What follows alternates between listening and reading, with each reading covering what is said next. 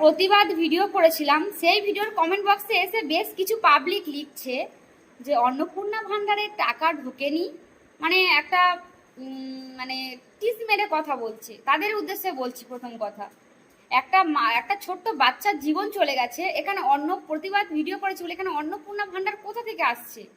আর second কথা, আমি আজও পর্যন্ত একবারের জন্য অন্নপূর্ণা ভান্ডারের টাকা পাইনি। এটা হচ্ছে আমার মেন কথা আর 1 নম্বর কথা। আর দ্বিতীয় কথা হচ্ছে যে আমি কেন পাইনি এবং কেন ঢোকেনি সেই কৈফিয়ত আমি যারা এই প্রশ্নগুলো করছে তাদেরকে দেওয়ার প্রয়োজন মনে করি না, বুঝেছো? হ্যাঁ, আমি অন্নপূর্ণা ভান্ডারের টাকা আজও পর্যন্ত একবারও পাইনি, ব্যাস। বুঝেছো? ফালতু কমেন্ট করবে না। মানুষের বিপদের সময় সাপোর্ট না করতে পারো, তার পাশে না দাঁড়াতে পারো, ফালতু কমেন্ট করবে না। এটা একটা ভাইটাল ব্যাপার, এটা কোনো মানে যা তা ব্যাপার নয়, ছেলে খেলার ব্যাপার নয়। একটা মানুষ, একটা বাবা মা তার মেয়েকে হারিয়েছে, সেখানে এসে কমেন্ট বক্সে এগুলো বলা তোমাদের কিন্তু সাজে না।